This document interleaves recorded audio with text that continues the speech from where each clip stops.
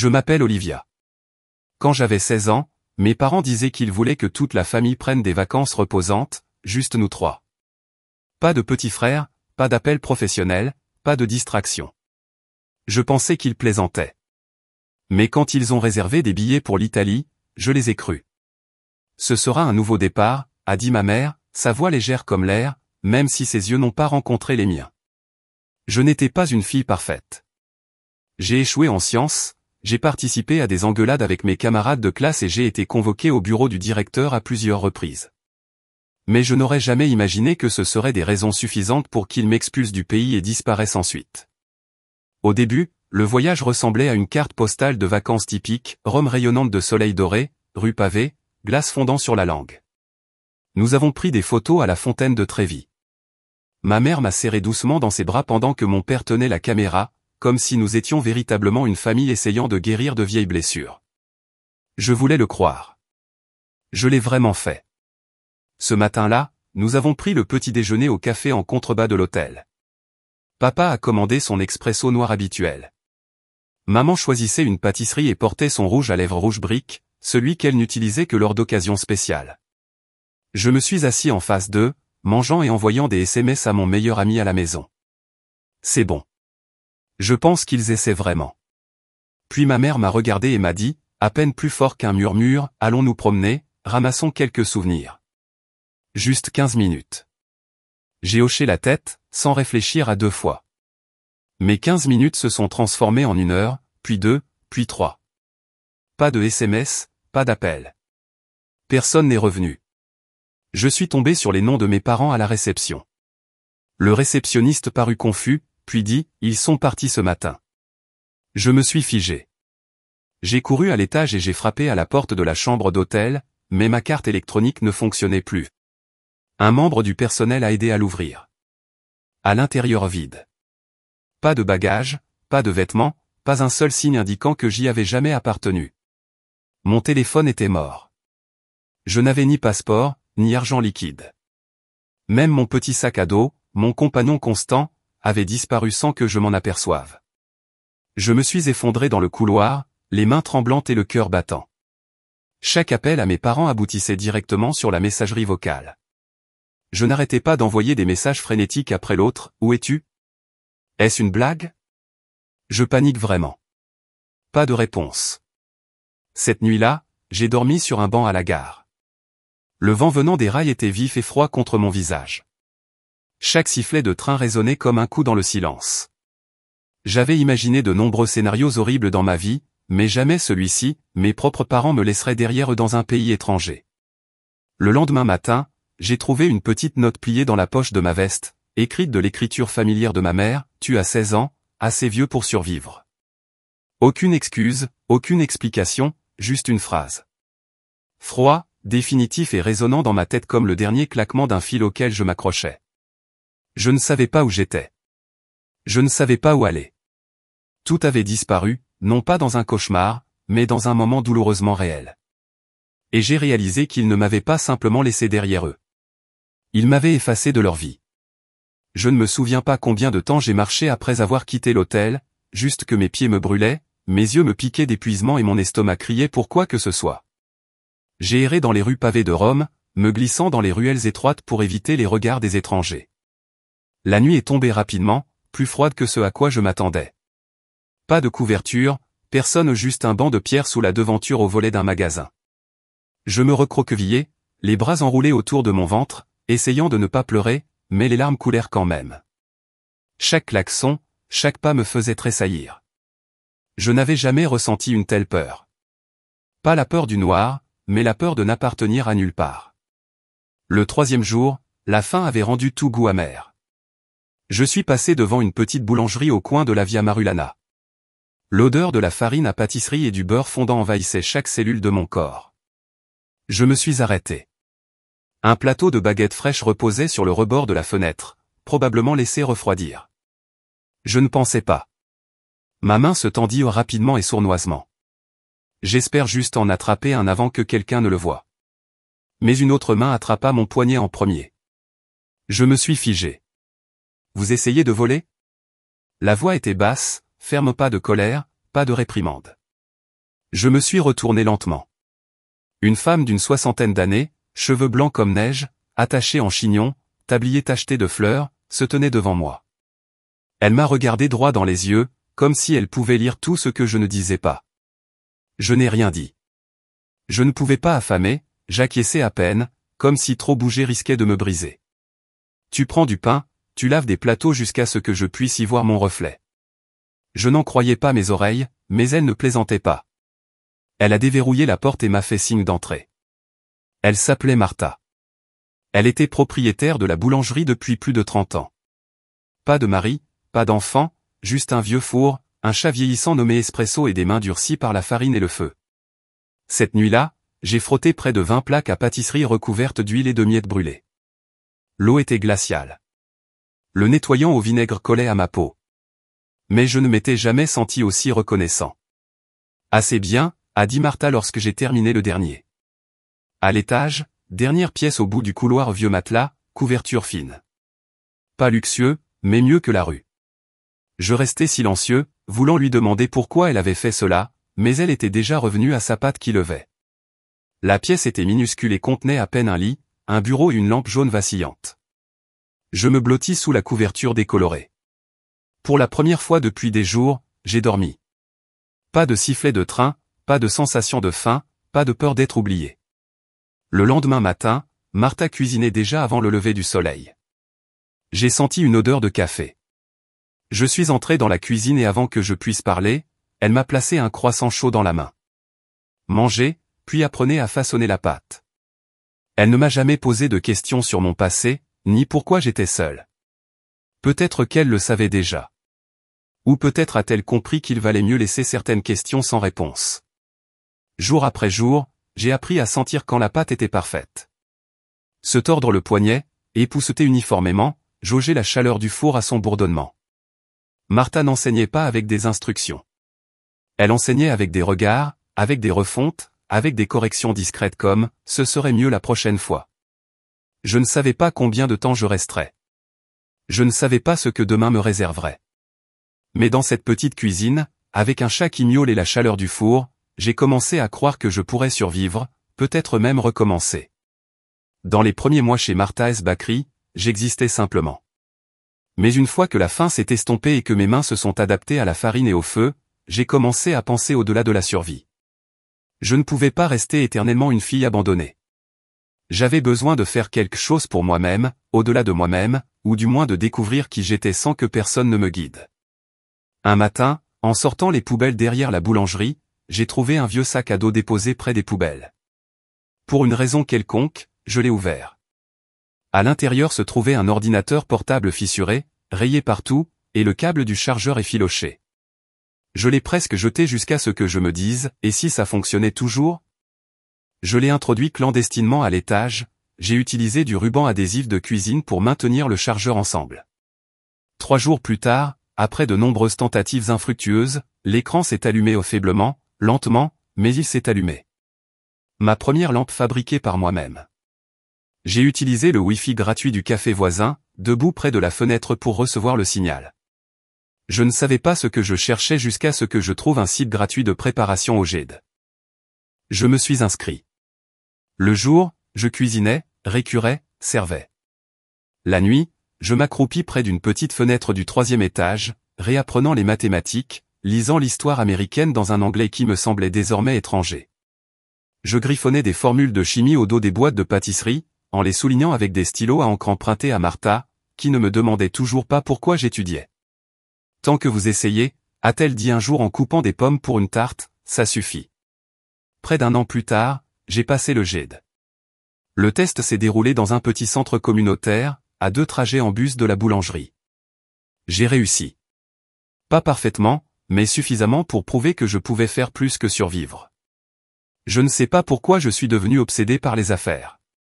Peut-être parce que j'avais peur de la dépendance. J'ai commencé à lire sur la finance, des articles pour débutants, puis des forums, puis des analyses complexes. J'avais besoin d'un dictionnaire pour comprendre. J'ai tout dévoré, comme si mon cerveau était aussi affamé que mon corps l'était autrefois. Un jour, alors que j'essuyais les tables, j'ai repéré un magazine froissé que quelqu'un avait laissé derrière lui.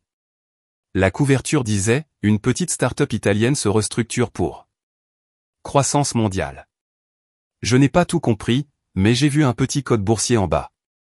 Ce soir-là, j'ai emprunté une carte Visa prépayée à un fournisseur de boulangerie, quelqu'un que j'avais aidé à donner des cours d'anglais à son fils, et j'ai utilisé les 100 que j'avais économisés pour investir. Je ne m'attendais à rien. Je voulais juste voir si ce que j'avais appris comptait. 2 semaines plus tard, le stock a doublé, puis triplé. J'ai regardé les chiffres clignoter à l'écran, le cœur battant dans ma poitrine. Non pas parce que j'étais riche, mais parce que pour la première fois, j'ai vu les résultats directs de ce que j'avais appris, fait et en quoi je croyais. Sans qu'on me le dise, j'ai encaissé et partagé les bénéfices. La moitié a acheté une nouvelle machine à expresso pour la boulangerie. L'ancien fuyait depuis le mois dernier. L'autre moitié, je l'ai gardé pour un rêve que je n'avais pas encore nommé. Ce soir-là, alors que je notais dans mon petit carnet une liste de sites de financement gratuits, Martha m'a regardé et a incliné la tête. « Tu as changé », dit-elle. « Avant, vous marchiez comme si le sol risquait de s'effondrer sous vous. Maintenant, vous marchez comme si vous saviez où vous allez. » Je ne savais pas comment répondre, mais intérieurement, je me murmurais quelque chose. Je n'étais plus seulement la fille abandonnée. Je ne savais pas quand c'était arrivé, mais les chiffres à l'écran ne me faisaient plus peur. Ils devenaient familiers, comme l'odeur du pain frais le matin, comme le bruit du mixeur chaque après-midi. Après quelques petits investissements, j'ai économisé suffisamment pour acheter un tout nouvel ordinateur portable. Pour la première fois de ma vie, quelque chose rien que pour moi. J'ai étudié la planification financière, l'optimisation de la chaîne d'approvisionnement et même la rédaction de contrats de base. Tout cela était gratuit. Des vidéos YouTube réalisées par des inconnus aux articles de blog enfouis au plus profond d'Internet, écrits par des personnes qui avaient autrefois fait faillite et qui avaient remonté leur chemin. J'ai griffonné des notes sur le dos des emballages de pâtisserie, sur les rabats des boîtes en carton, sur tous les restes que je pouvais trouver.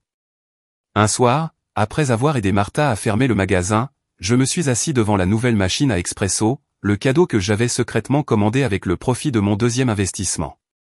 Elle m'a regardé et a dit quelque chose que je n'oublierai jamais, « Tu n'es plus la fille qui fouille dans les poubelles derrière la boulangerie. » Olivia, je suis restée silencieuse parce qu'elle avait raison.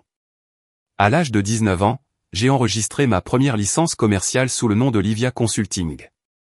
Juste assez différent pour que personne ne puisse me le retracer, mais je me sentais toujours comme le mien. J'ai commencé par aider les touristes à comprendre le marché local, en les guidant vers des échanges de devises plus intelligents, et en aidant même certains à investir dans de petites startups italiennes. Ensuite, parmi les personnes que j'avais aidées, j'ai été référé à des étudiants internationaux, des personnes sans papiers légaux, aux prises avec des emplois à temps partiel et des loyers qui montent en flèche. Je leur ai appris à ouvrir des comptes bancaires numériques et à trouver des opportunités de revenus en ligne sans jamais quitter leur minuscule chambre louée. Je leur ai montré comment économiser chaque euro et comment un jour, ce même euro pourrait financer le rêve qu'ils pensaient avoir perdu. Je n'ai pas facturé de frais fixes. Certains m'ont offert des cadeaux de remerciement, du crédit téléphonique, une pizza ou une carte manuscrite. J'ai gardé tout le monde, non pas pour leur valeur, mais parce qu'ils prouvaient quelque chose que je n'avais jamais cru, je pouvais aider quelqu'un. Martha ne posait pas de questions comme d'habitude, mais elle savait. Elle m'a vu payer la facture de gaz lorsqu'elle a soupiré devant la boîte aux lettres. Elle n'a rien dit lorsque j'ai installé une nouvelle caméra de sécurité après que quelqu'un ait cassé la vitre de la boulangerie. Et par une fraîche matinée d'automne, lorsque je lui ai tendu le premier smartphone qu'elle ait jamais possédé, avec de grandes polices de caractères et un bouton de numérotation rapide intitulé Livia, elle a simplement souri, a siroté son café et a hoché la tête. Cette vieille dame ne comprend pas ces applications, a-t-elle déclaré, mais elle sait comment dire merci. Je suis toujours resté en contact avec quelques personnes des États-Unis, des gens que j'avais appelés une fois et que je connaissais, mais je ne leur ai jamais dit ce que je faisais. Je n'ai rien posté en ligne à part quelques photos de pâtisserie pour promouvoir la boutique. Personne ne savait qu'Olivia, la jeune fille autrefois restée à Rome, était désormais la conseillère financière discrète de près de 30 clients à travers l'Europe.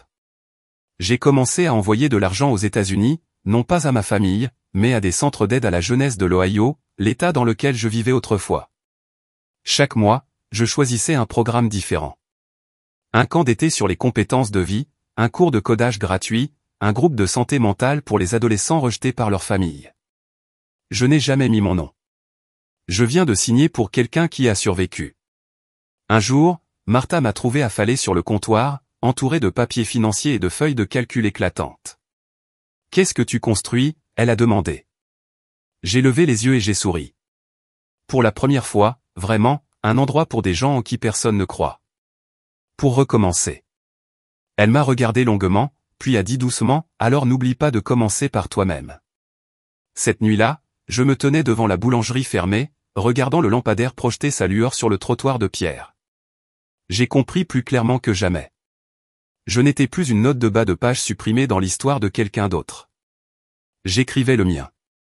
J'étais dans le salon des fleurs, feuilletant les rapports financiers d'un client lorsque Martha est entrée, tenant un journal froissé que quelqu'un avait laissé sur la table basse du matin. Elle n'a rien dit.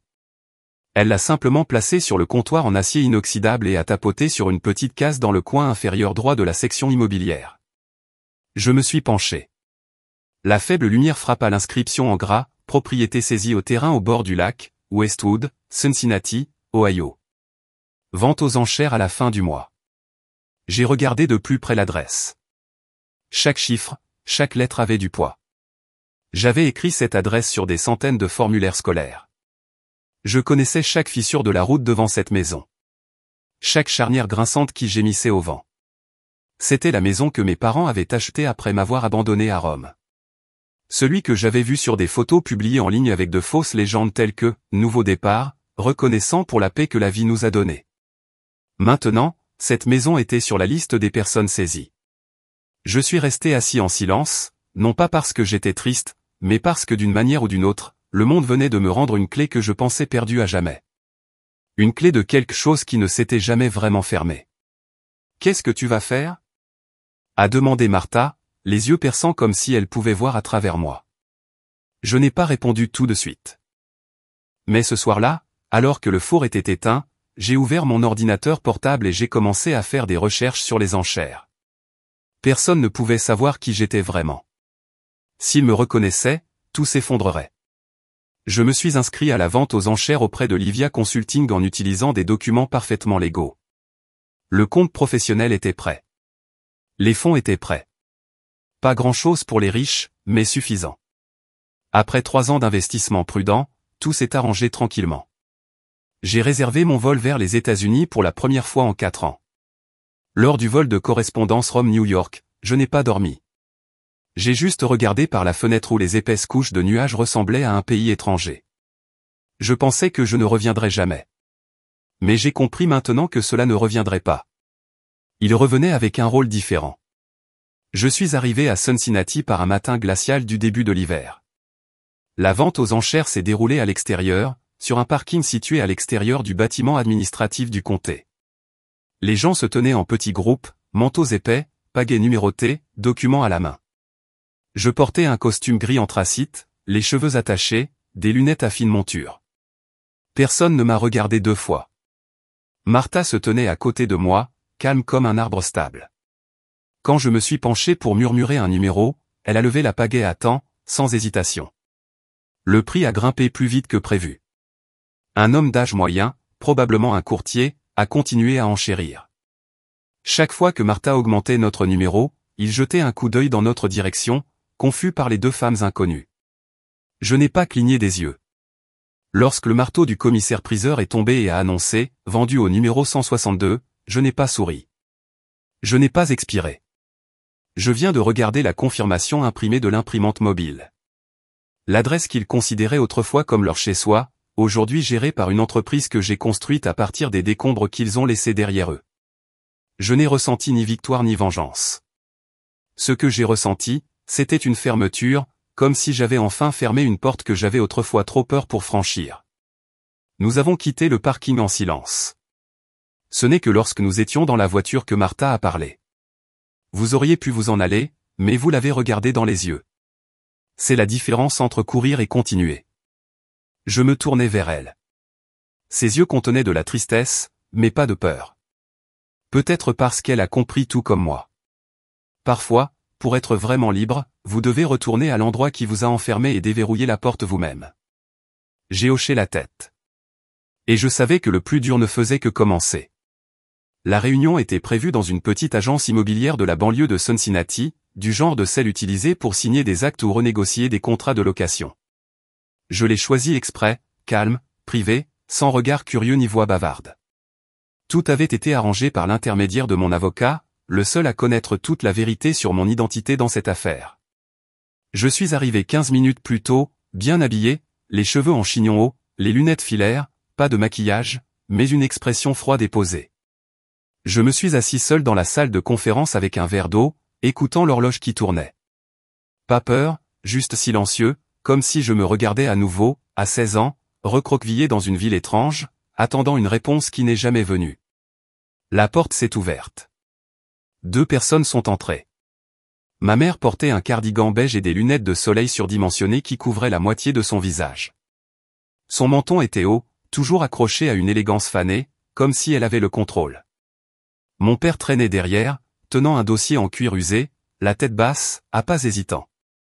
Ils étaient assis en face de moi, ne montrant qu'une étrange prudence.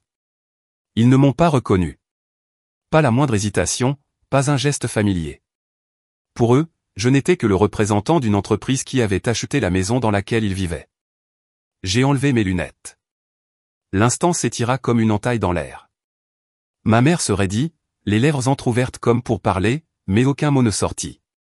Mon père cligna 2 fois des yeux, puis baissa les yeux, évitant mes yeux comme si faire face signifiait faire face à un cauchemar qu'il avait enfoui depuis longtemps. Nous nous sommes déjà rencontrés, dis-je d'une voix ferme. À Rome quand j'avais 16 ans. Ma mère déglutit difficilement, les doigts agrippant la bandoulière de son sac à main. Nous pensions que ce serait plus facile pour toi, dit-elle d'une voix effilochée.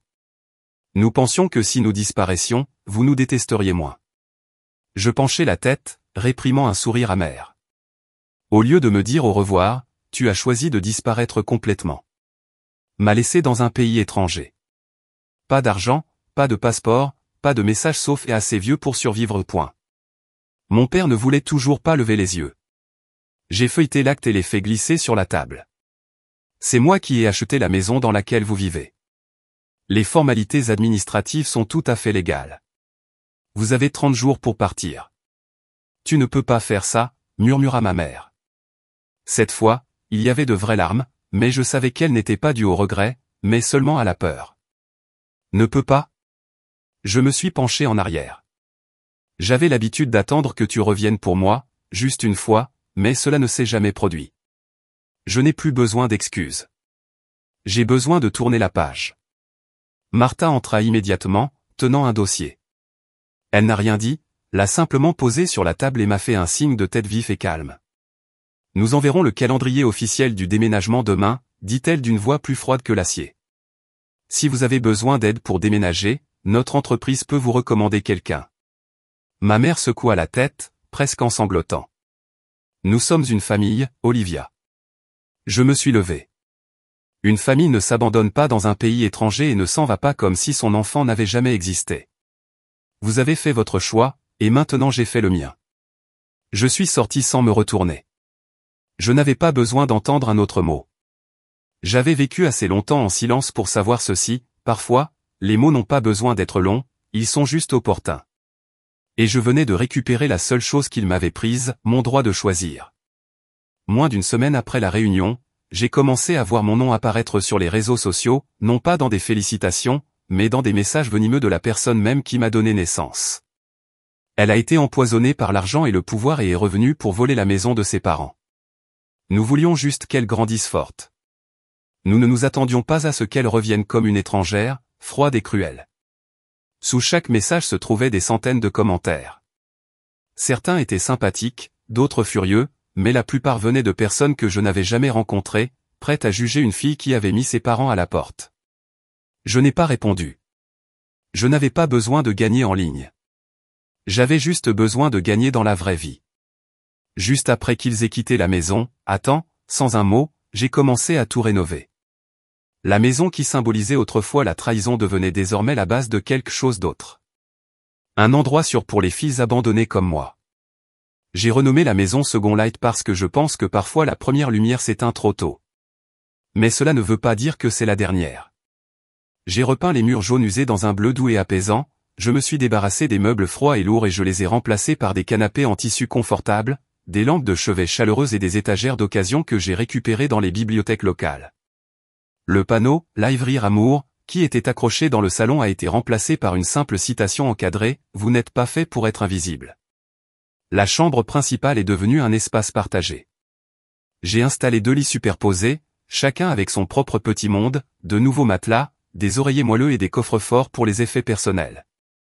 Martha, ou comme les filles l'appelèrent plus tard, Mama Martha, s'occupait de la cuisine. Elle leur a appris à pétrir la pâte, à maintenir la température d'un four stable, à réaliser une tarte aux pêches parfaite. Mais plus encore, elle leur a appris la patience et la confiance. Quelque chose qu'il m'avait fallu beaucoup de temps pour réapprendre. Notre première séance avait 3 filles. Jem, 17 ans, a été expulsée après avoir révélé qu'elle ne suivait pas la religion de sa famille. Asha, 18 ans, qui errait près de la gare après que son beau-père ait refusé de l'accueillir au décès de sa mère.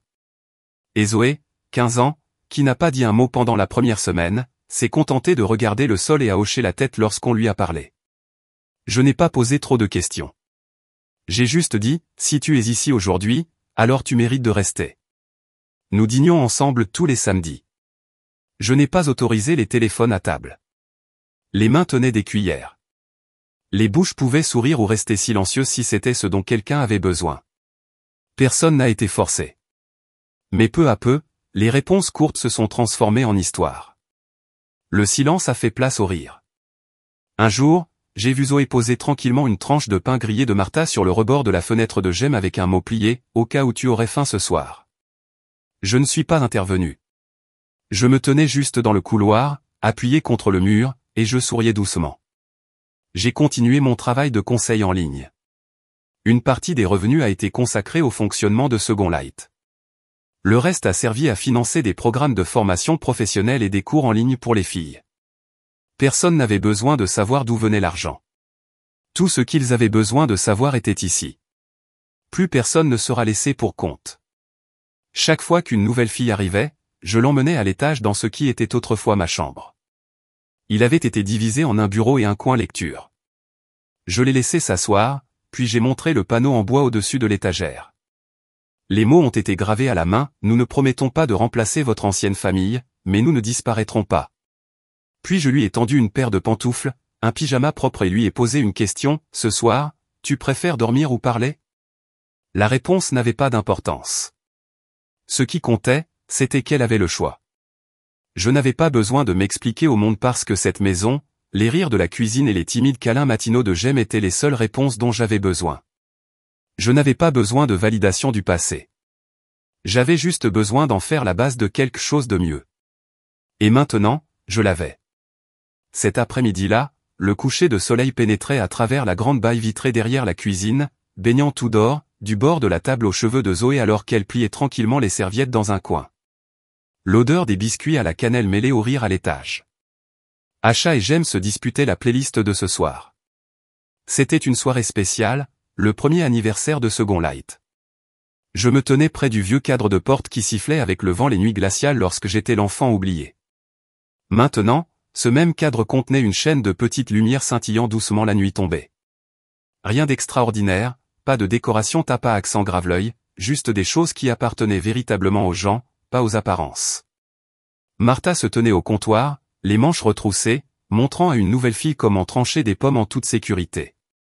Elle s'appelait Elisa, 14 ans, calme et nerveuse quand quelqu'un élevait la voix. Mais sous les mains de Martha, elle s'adoucit. Je les ai regardées, puis j'ai détourné le regard, craignant de briser ce petit moment fragile. Parce que je savais que pour Elisa, ces tranches de pommes étaient bien plus que de simples fruits. Ils donnaient un premier aperçu de ce que signifiait rester. La porte s'ouvrit en grinçant. Jem jeta un coup d'œil, les cheveux en chignon de travers, la voix excitée. « Olivia, nous avons trouvé ton ancienne enceinte Bluetooth. Elle est à nous maintenant. » J'ai ri doucement, les mains levées en signe de reddition. « Ne joue pas à Rocket Midnight. » Deal. Jem fit un clin d'œil et disparut à l'étage, les rires traînant derrière lui. La fête a commencé peu après. Pas de gros gâteaux, pas de confettis, juste de la nourriture chaude, de la musique et le genre de regard qui en disait plus que n'importe quel dîner de famille que j'avais jamais eu auparavant. Chacun a apporté quelque chose, une histoire, un souvenir, un souhait murmuré. Nous l'avons appelé le rituel de rallumage. Je suis resté après que tout le monde soit parti dans sa chambre ou assis sur le porche pour écouter les vieux contes italiens de Martha. Seul dans la lumière chaude de la cuisine, je tenais une tasse de tisane devenue froide depuis longtemps. Sur la table se trouvait le message encadré que j'avais accroché le premier jour des rénovations. Pas une photo de famille, pas des souvenirs d'enfance, mais un morceau de papier avec ces mots « On ne commence pas dans des endroits parfaits, mais on recommence ensemble ». J'ai fermé les yeux et, pour la première fois depuis des années, je n'ai pas entendu d'écho du passé. Aucun flashback d'être seul sur une place romaine. Pas de douleur tranquille d'un enfant oublié.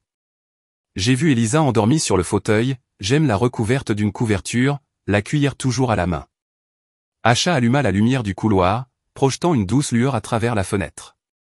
Martha se tenait dehors, un balai à la main, fredonnant une vieille chanson italienne tout en balayant les feuilles. Tout dans cette maison portait autrefois la tache de la trahison. Chaque craquement, chaque ombre, chaque porte que je détestais autrefois. Maintenant, ils étaient remplis de rire, de chaleur et d'une nouvelle vie. Je suis entré dans la cour et j'ai levé les yeux vers les lumières dorées qui brillaient sous le porche. Le ciel nocturne était clair, les étoiles scintillaient, le vent bruissait à travers les arbres comme une douce bénédiction. Second Light n'était pas seulement un abri. C'était une déclaration. Une preuve pour tous ceux qui ont déjà été abandonnés, qualifiés de fardeaux ou qui se sentent invisibles, que nous n'avons pas besoin d'être acceptés pour exister. Nous avons juste besoin d'un endroit pour recommencer. La bonne manière. J'ai regardé la maison, qui n'était plus un fantôme de mémoire, et j'ai murmuré pour que personne d'autre que moi ne puisse l'entendre, ce n'est pas seulement une maison.